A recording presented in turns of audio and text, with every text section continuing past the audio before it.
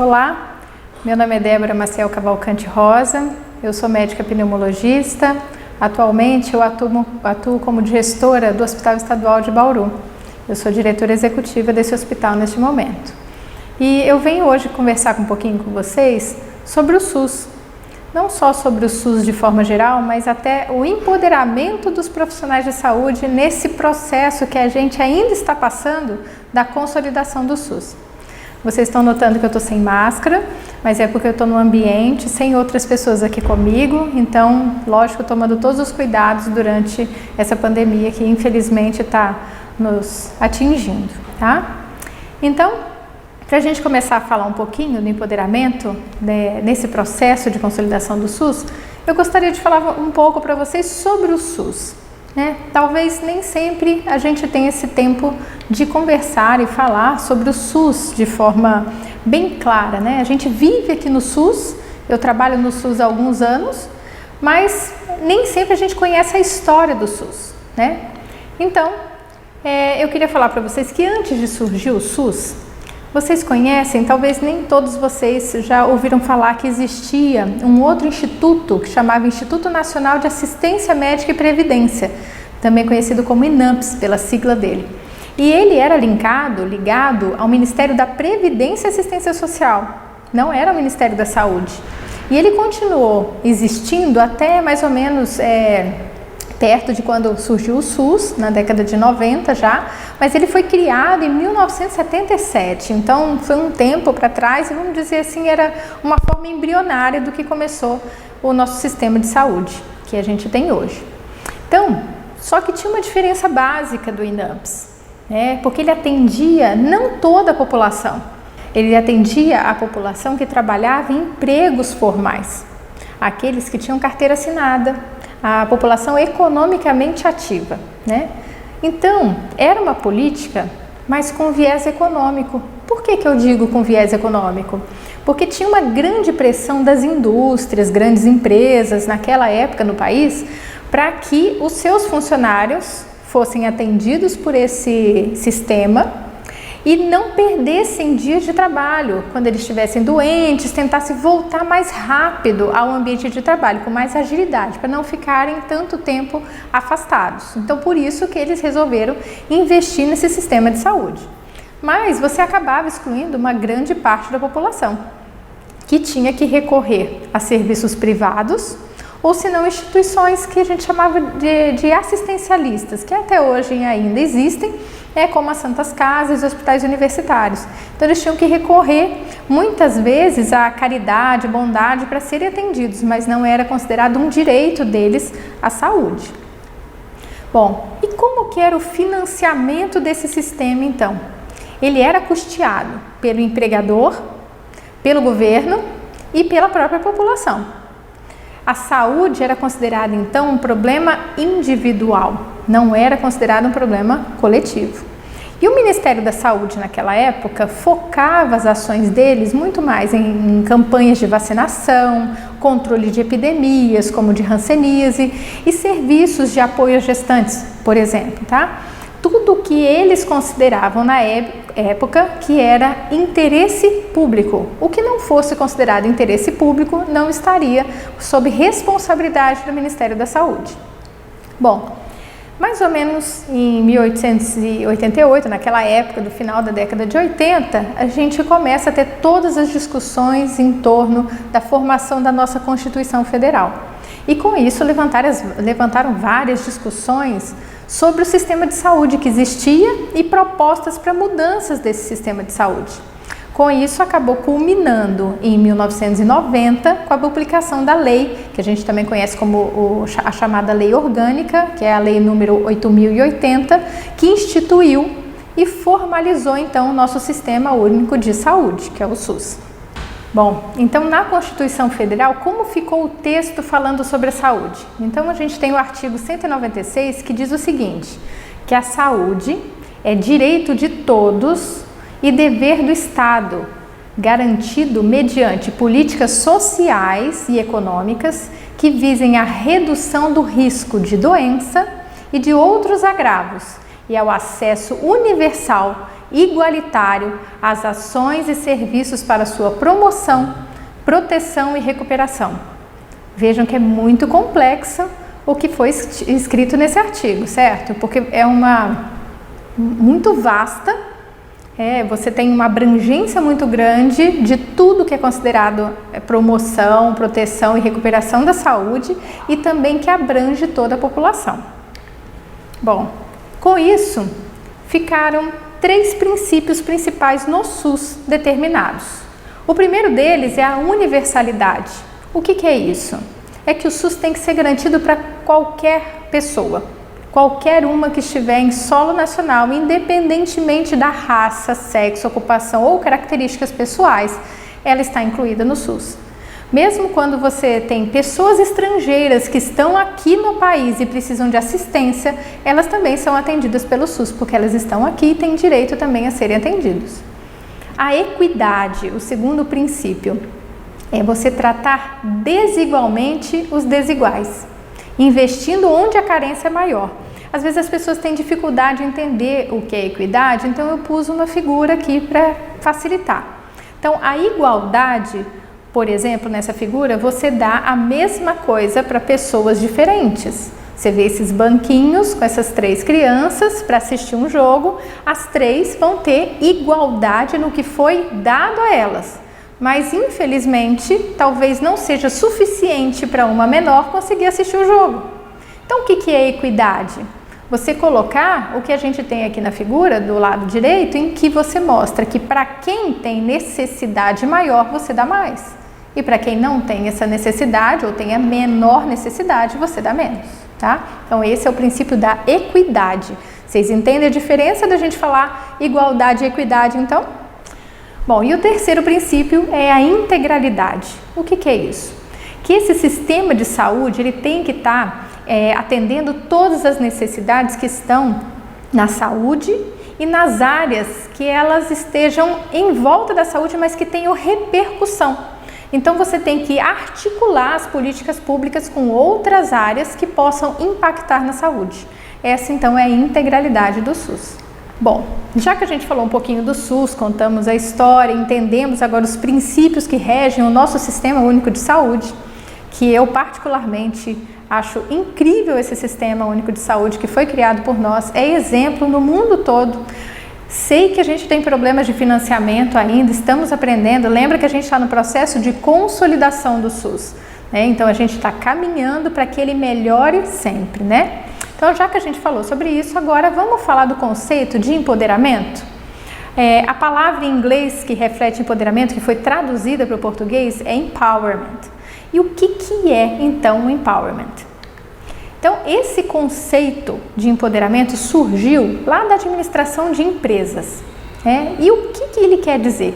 Ele quer dizer para a gente ter uma maior participação dos trabalhadores de uma empresa na gestão, dando a eles autonomia de decisão e responsabilidade. Então, nada mais é do que você delegar mais poder aos colaboradores, aos trabalhadores. E qual é a consequência disso? Você vai descentralizar as decisões e o estilo de gestão vai ser o quê? Mais participativa, com mais autonomia. Para que surgiu isso?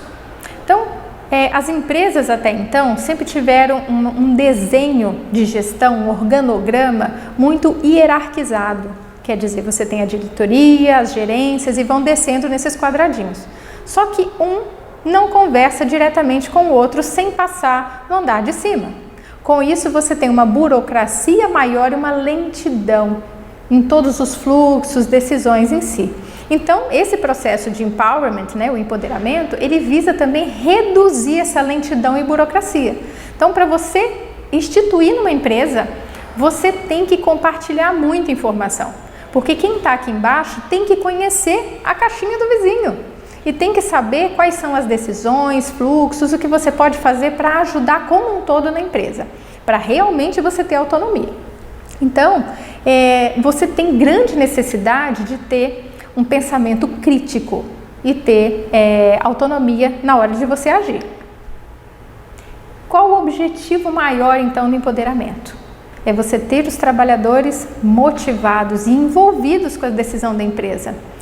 Muitas empresas chamam de ter papel de dono na empresa e coloca isso como um valor até das empresas. Vocês podem procurar e vocês vão encontrar em várias páginas falando que aqui o funcionário, o empregado, o trabalhador, o colaborador, como ele chama, também é dono da empresa.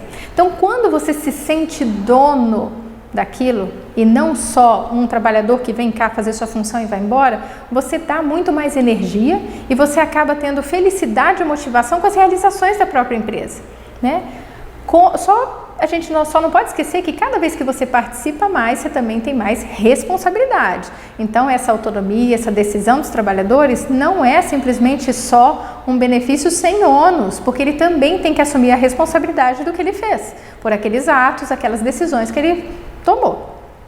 Bom, então os funcionários ficam mais criativos, querem resolver o problema da empresa, participam mais, e isso é muito bom, né? Porque eu falo que uma cabeça pensa excelente, 2 pensa melhor e 3 pensa mais ainda. Então, sempre com mais pessoas participando e dando ideias, a gente consegue soluções muito incríveis que a gente sozinho poderia não imaginar.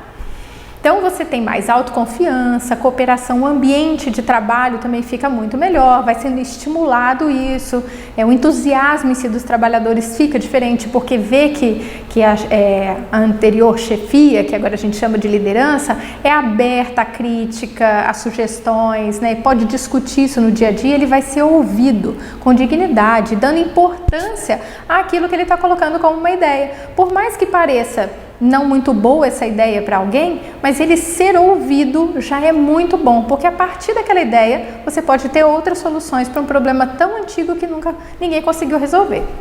Então a gente fortalece a criatividade e a inovação das organizações, através das pessoas, que são o seu maior bem.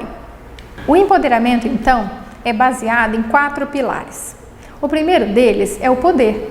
Então você dá poder às pessoas, né? Você dá autoridade, mas também responsabilidade, que a gente acabou de dizer. Então não é só você dar poder, com o poder a sua responsabilidade também aumenta.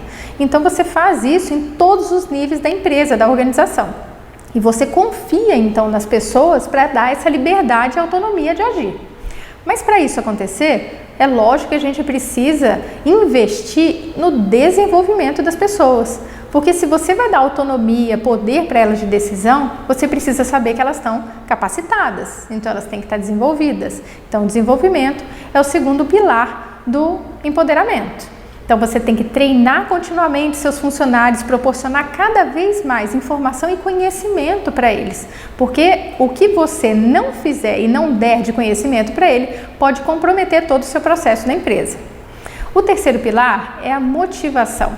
Então, além de você dar poder a elas, você precisa incentivá-las para que elas queiram trabalhar e fazer coisas melhores na empresa. Então é muito importante você reconhecer o bom desempenho, recompensar os resultados, que as pessoas participem dos resultados.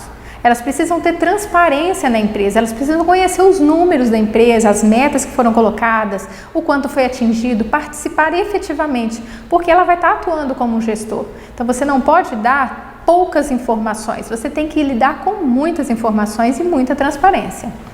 E o quarto é a liderança, que é muito importante, da grande diferença de chefia e liderança que a gente tem dentro de uma empresa. Então, a partir da liderança, você vai orientar as pessoas, definir objetivos, metas, abre novos horizontes e acha as pessoas que têm um perfil dentro da empresa que você não tinha detectado. Então, é muito importante a gente também investir na liderança, no empoderamento. E as diferenças que a gente tem hoje em dia das empresas. Então, a partir de agora, eu falando essas diferenças entre uma organização com empoderamento e outra, talvez vocês consigam enxergar isso em algumas empresas que vocês convivem ou trabalham, tá? A organização que não trabalha com esse empoderamento, como que é a realidade lá dentro? Então, normalmente os funcionários têm que esperar ordens, eles executam as ordens, não que não façam, eles executam, mas tem o chefe como responsável por tudo. E todas as vezes que tem alguma falha no processo, é muito comum eles quererem encontrar culpados. E você encontrar culpado, penalizar culpado, não é o melhor caminho. Não que você não tenha que corrigir, mas a gente precisa saber aonde errou, por que errou, mas fazer melhor para não errar novamente. E é isso que a organização com empoderamento defende. que lá os funcionários vão poder tomar decisões, eles vão poder planejar e executar, só que todos serão responsáveis por isso. Não vai ser mais, é só o meu diretor que vai ser responsável. Se der certo, fui eu que também fiz, e se der errado é o outro que é responsável? Não, de forma nenhuma. A gente vai ser responsável por todos os nossos atos. E a gente aprende a resolver problemas e não ficar somente encontrando culpados. Aconteceu? Erramos? Tudo bem. O que vamos fazer para corrigir e para melhorar? É essa forma de pensamento numa empresa que investe em empoderamento. Bom, a gente tem alguns requisitos, então, para o empoderamento, se a gente for pensar em desenvolver numa empresa. A gente tem que aprender a tolerar erros. Então, não porque errou que vai ser pronto, acabou o mundo. Não, vamos lá. Que tipo de erro que aconteceu, como que eu posso melhorar? Então, você tem que desenvolver uma certa tolerância a esses erros e desenvolver a confiança com os funcionários. Não é porque ele errou uma vez que esse funcionário não é bom. A gente tem que entender que as pessoas todos os dias são passíveis de erro. E ela pode estar no momento em que realmente, naquele instante, ela não fez o melhor desempenho. Mas ela pode muito bem ser muito melhor do que aquilo, se você conversar com ela, der um feedback de uma forma clara e motivá-la a continuar e até consertar mesmo essa falha que aconteceu ali na empresa e dar mais ideias para que isso não ocorra novamente. Além disso, você tem que ter uma visão dessa empresa, onde você quer chegar. Não adianta você ir trabalhando se você não sabe onde você quer chegar, porque você vai dar esse poder de decisão para os seus funcionários, mas eles têm que ter claramente definido o que você espera da empresa, o que todos nós faremos de trabalho conjunto para atingir a nossa meta específica. Então, para isso, a gente tem que fixar metas e avaliar o tempo inteiro tudo que está acontecendo. Essa avaliação constante é muito importante, não para ficar, então, achando erros, mas para avaliar, para saber como você pode ser melhor. Com isso, você acaba tendo o terceiro requisito, que é a motivação das pessoas para que sempre façam o melhor e atinjam, então, seus objetivos. Então, as palavras que são muito ditas inovação, criatividade, flexibilidade, elas são fundamentais. Hoje, as empresas que não desenvolvem isso internamente, elas acabam morrendo. Elas não têm como se sustentar no mercado, porque a concorrência é muito grande, né? Então, o segredo está o quê? Na geração de ideias, na inovação. Lembra que duas cabeças pensam melhor do que uma.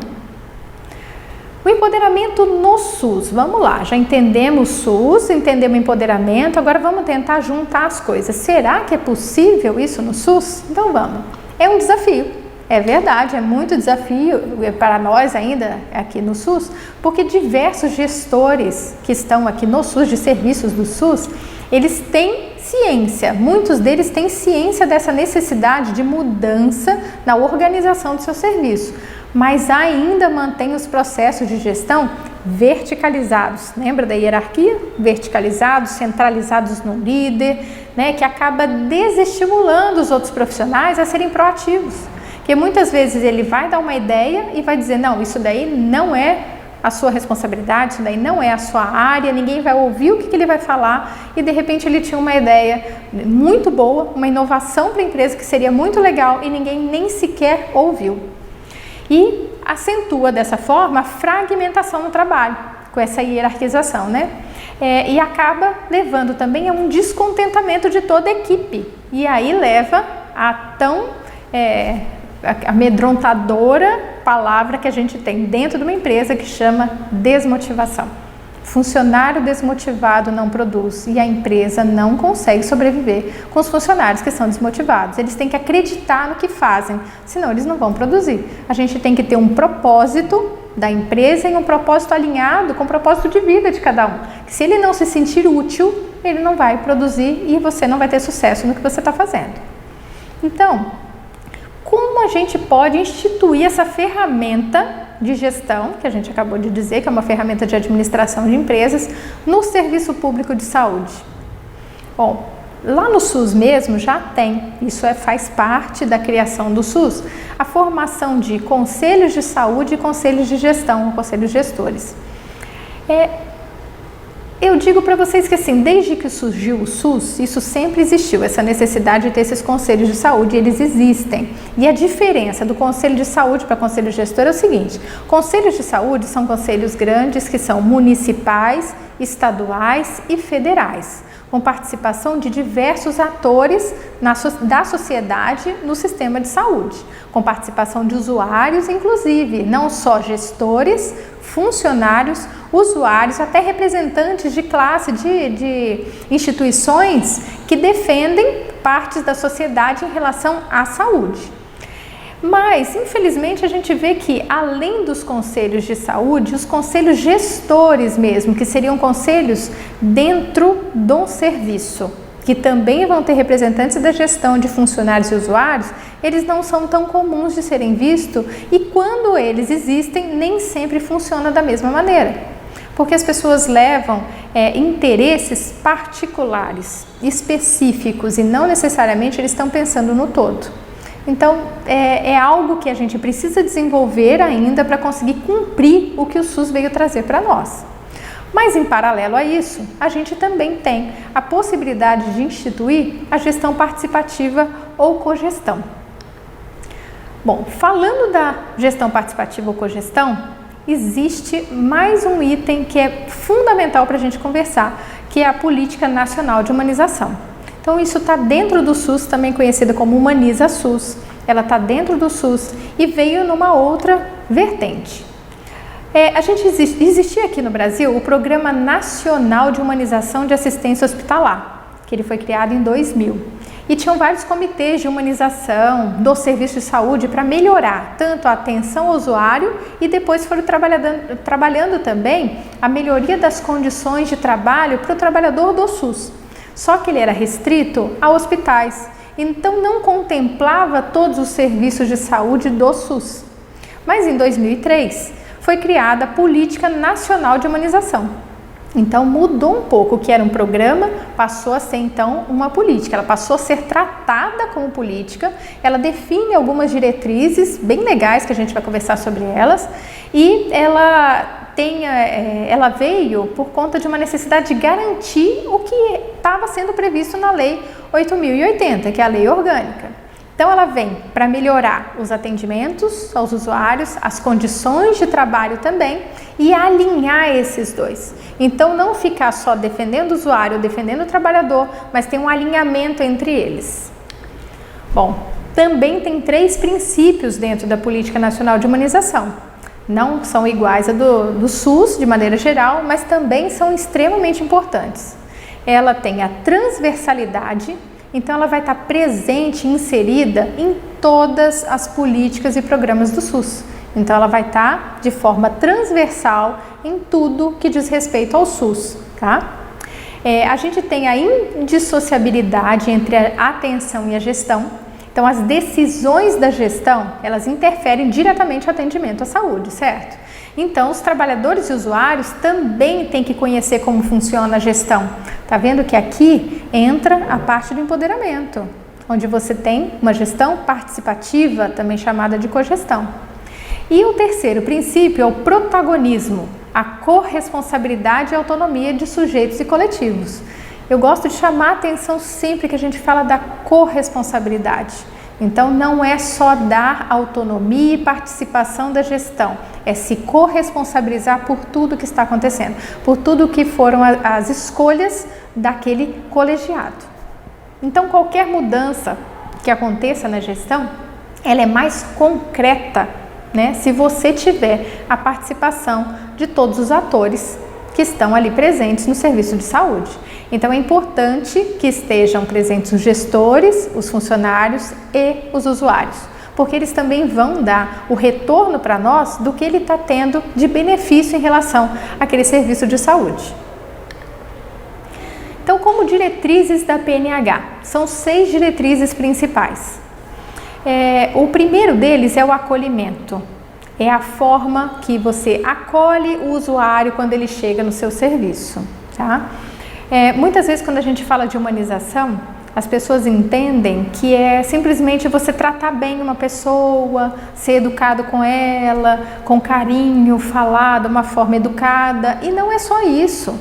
A humanização no SUS, no nosso Sistema Único de Saúde, é uma política que tem diretrizes bem traçadas. E aqui eu vou falar para vocês por alto, mas eu vou focar hoje na gestão participativa e cogestão. Então, além do acolhimento, a gente também tem a ambiência, que é o local onde você está inserido. Você chega no serviço de saúde, você tem que ter um local adequado para se sentar, para deitar, uma maca. Então você tem todo o ambiente que você vai estar inserido, em silêncio. Isso faz parte da política também de humanização. A clínica ampliada, ele fala muito em relação àquela integralidade. Lembra que a gente falou da integralidade do SUS? Que a gente tem que integrar também o serviço básico de saúde com secundário ou terciário. O que isso quer dizer?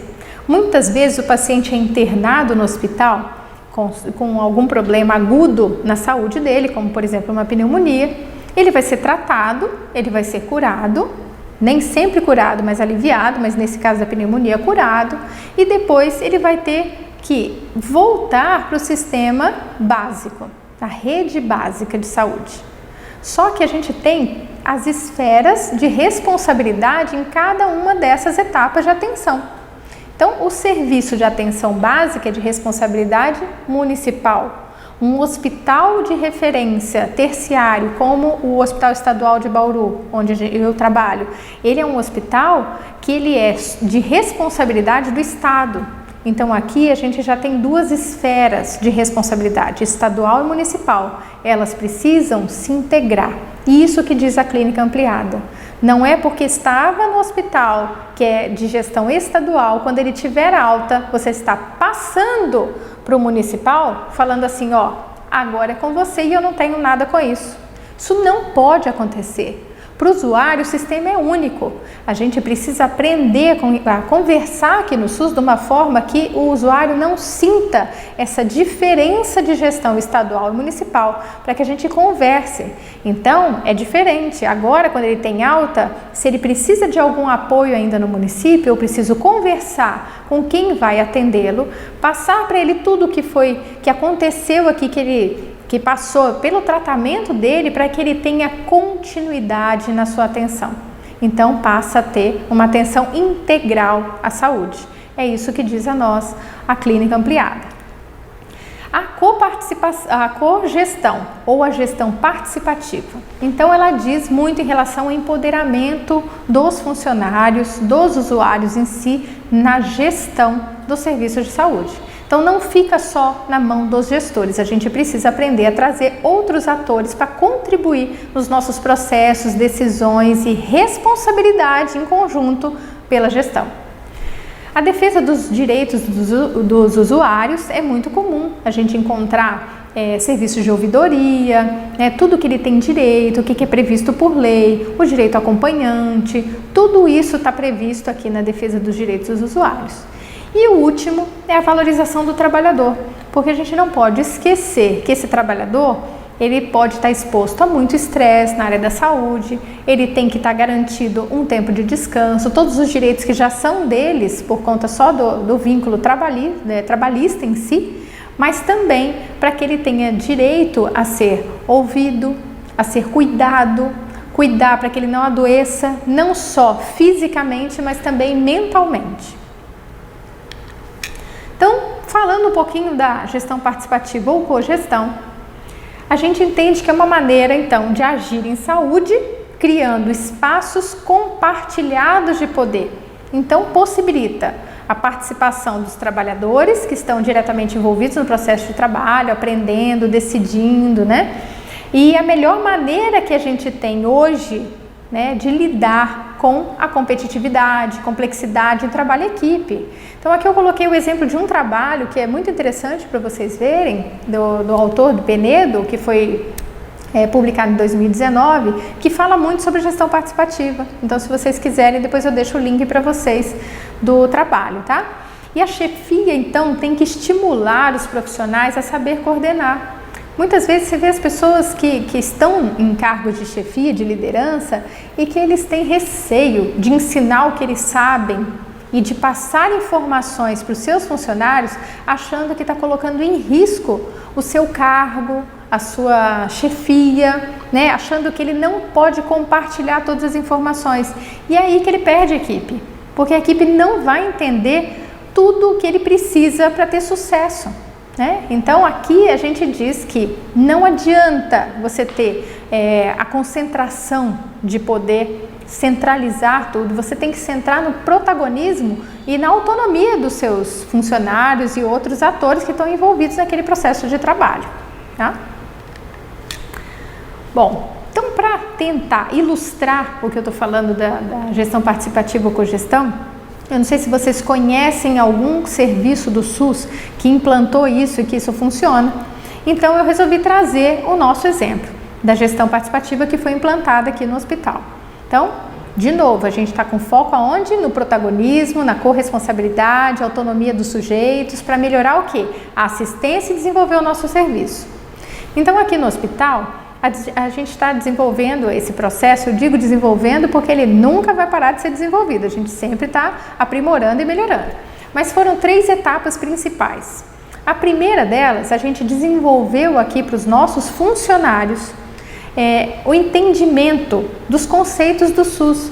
Muitos deles vinham trabalhar no SUS sem entender nem o que era o SUS. Então a gente fez um programa chamado SUS na Prática, sempre em apoio e concordância com o pessoal da educação permanente, que estava sempre promovendo esses encontros, e a gente começou a explicar para eles o que era tanto o âmbito do SUS, quando foi criado, quais são os princípios, e depois afunilando essa forma de pensamento. Então você vê o todo do SUS e depois você vai dizendo, tá bom, e agora como se organiza ali dentro? Então tem 3 esferas de competência, de responsabilidades, federal, estadual, municipal. Legal. Aonde eu estou inserido em meu serviço? Aqui, nesse caso, a gente está no serviço estadual. Afunilando mais o pensamento, continuando o nosso programa do SUS na Prática, a gente viu, tudo bem, estamos na esfera estadual, mas nós não somos servidores públicos. Então, como assim? Não, existe um contrato de gestão com a OS para a qual a gente trabalha. E desta forma, eles foram entendendo a organização do nosso serviço dentro do SUS. E agora eles conhecem da última reunião que a gente teve, a gente apresentou o que para eles? O contrato de gestão, quais são as metas pactuadas, quanto de dinheiro é mandado para cada uma dessas metas que a gente tem, dentro de cada bloco que a gente tem de organização, o que acontece se eu não conseguir cumprir a meta, porque muitas vezes a gente ouviu os funcionários, os trabalhadores falando assim, se não cumprir a meta, o problema é da diretoria. E não é, afeta todos. Então, eles precisam ter esse entendimento de onde eles estão inseridos. Então, a gente teve muito sucesso e a gente continua fazendo para todos os funcionários que entram aqui para entender, então, esse contexto do SUS. A segunda etapa foi o conceito da Política Nacional de Humanização, porque já que a gente resolveu investir na gestão participativa, eles precisam entender também os conceitos da Política Nacional de Humanização. Então, não adianta eu só explicar para eles o que é a gestão participativa, ele tem que entender a política como um todo, cada uma de suas diretrizes e a importância no seu dia a dia. Lembra que eu quero dar autonomia para ele, para me dar ideias e dar soluções e poder de decisão, corresponsabilidade. Mas para isso ele tem que ter todas as informações na mão, senão ele vai acabar tendo uma ideia ou uma decisão não necessariamente coerente, por não conhecer todas as informações. E a terceira etapa é a gestão participativa efetivamente, tá? Que eu vou falar um pouquinho mais específico para vocês como que foi esse processo.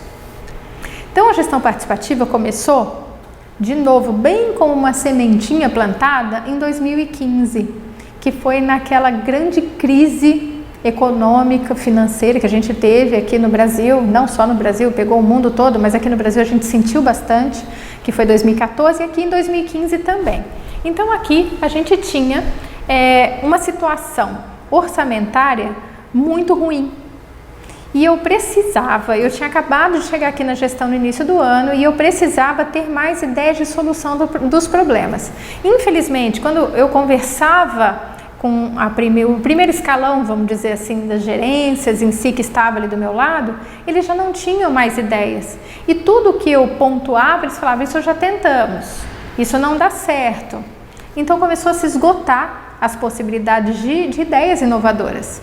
Foi aí que surgiu a ideia, então, de conversar com os supervisores, com a escala mais baixa, vamos dizer, de cargos de liderança, tá? E daí começamos a fazer esse processo junto com a gerência de RH e a gerência financeira. E dei autonomia para eles, porque eu dei a eles quanto custa cada setor, o que você produz, quantas pessoas estão ali, e pedi para eles que fizessem essa crítica do que realmente eles achavam que poderia mudar. Eles realmente se sentiram donos, porque não tinham esse tipo de entendimento.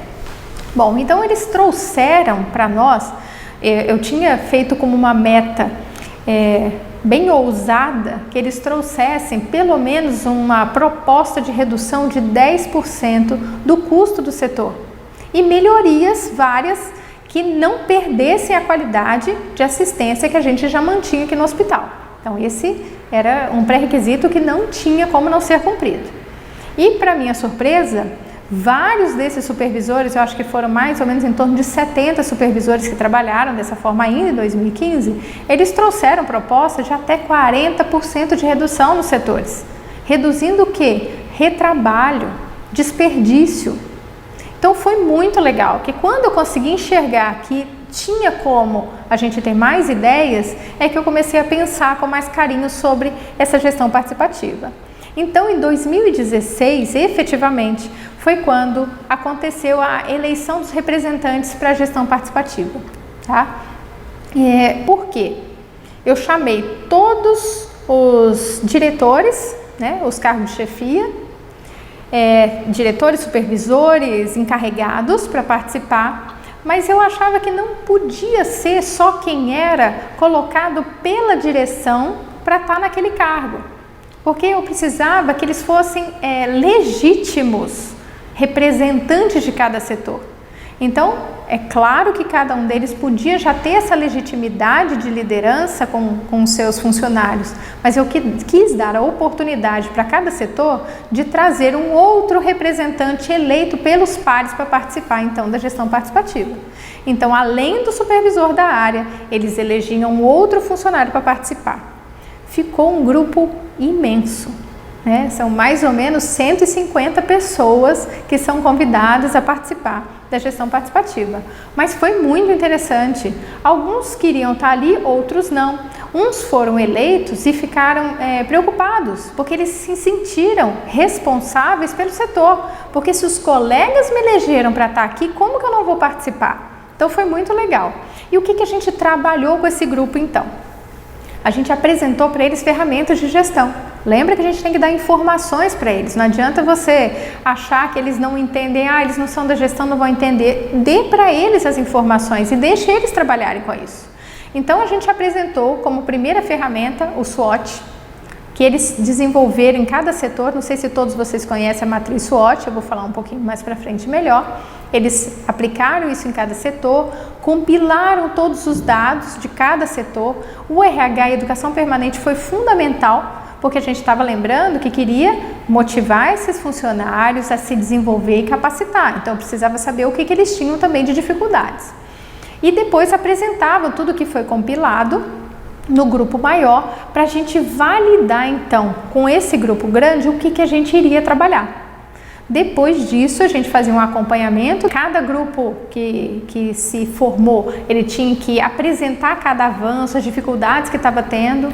E quando foi em 2018, a gente decidiu que seria ideal dar oportunidade para outras pessoas também participarem. Então, a gente fez uma nova eleição, 2 anos depois, que a gente não tinha definido ainda o tempo que cada um dos representantes de setor participariam. Então, ficou como 2 anos, resolvido isso em colegiado, e foi feita outra eleição. Muitos ficaram, que foram reeleitos, outros acabaram dando espaço para outros colegas que gostariam de estar ali também.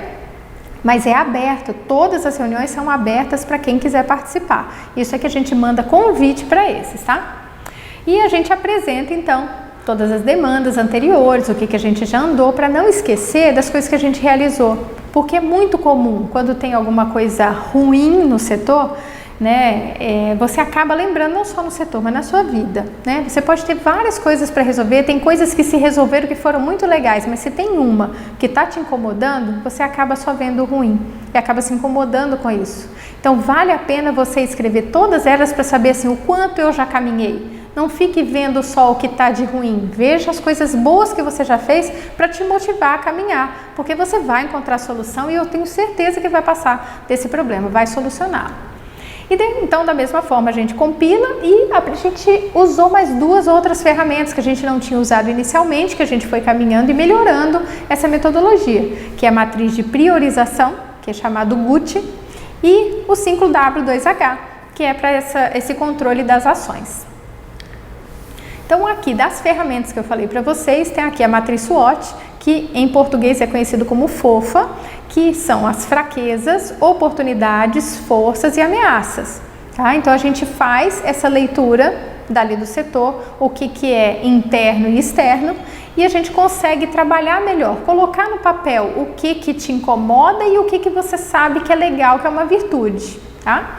A matriz de priorização, ela foi muito legal para nós, porque muitas vezes, isso no nosso dia a dia também, a gente tem várias coisas que a gente quer fazer, mas não necessariamente a gente consegue falar assim, olha, por qual eu devo começar? Então, essa me incomoda mais, será que ela é mais urgente, porque incomoda mais? Então, a matriz de priorização te ajuda, porque você classifica cada uma das demandas em relação à gravidade, urgência e tendência. Então, gravidade e urgência daquele problema e a tendência de piorar. Tá? Então, com isso, você consegue fazer uma grade em que você vai trabalhar aquelas que têm maior pontuação. E a 5W2H, não sei se vocês conhecem, mas é bem comum na gestão da gente ter. A gente faz em planilha mesmo, que são os 5 Ws, são das perguntas, que é o que, por quê, onde, quando e quem, e os 2 Hs, que é em inglês, né? Como e quanto. Tá? Então, com isso, você consegue organizar o seu pensamento para você poder planejar as ações, quem vai fazer, de que forma vai fazer, quanto que isso vai custar, para depois você poder acompanhar os resultados. O que a gente teve, então, de melhorias, de avanços aqui no hospital? E eu acho que isso é o mais importante que eu queria falar para vocês, de toda a importância, de tudo que eu falei até agora para vocês, do empoderamento aqui no SUS. Olha o quanto foi importante. A gente, com essa construção coletiva, a gente tem uma equipe mais compromissada com todo o nosso processo de trabalho. Eles se importam com os resultados, eles querem saber os resultados, buscam os resultados, eles se envolvem com as definições de prioridade. Muitas vezes eu acho que é extremamente prioritário o que eu tenho, mas numa reunião da gestão participativa onde eu ouço os outros grupos também participando, cada um com a sua demanda, eu falo, não, realmente, eu acho que essa prioridade do outro grupo é superior à minha. Então você valida como um todo e você une os profissionais, tanto administrativos quanto assistenciais, sem ter aquele abismo que normalmente existia, sempre um acusando o outro. O administrativo, só fica sentado no escritório, ele não está vendo aqui assistência como é difícil, e o administrativo falando, a assistência só gasta, desperdiça, não sabe como é difícil a gente fazer a gestão. Então agora eles estão juntos, entendendo as prioridades de cada um deles e trabalhando para conseguir atingir esse resultado em comum. E a gente promoveu então mudança nessa forma de gerir e até de cuidar.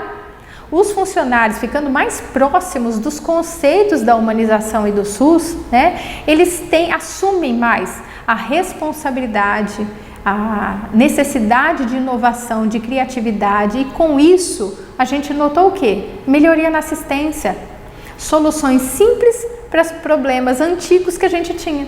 E com isso a gente conseguiu então desenvolver o nosso serviço. Qual que é o nosso desafio ainda?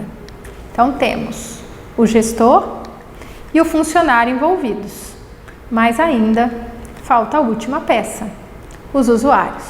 Então esse daqui é o desafio nesse serviço onde eu estou trabalhando hoje. Então nós sabemos disso, que é o nosso desafio, estamos pensando nas estratégias para conseguir inserir os usuários nesse processo, mas é fundamental para que a gente realmente tenha sucesso nesse processo, que os usuários estejam aqui presentes, para também poderem falar para nós a opinião deles, a visão deles em relação a tudo que a gente vem fazendo no serviço que só existe para atendê-los.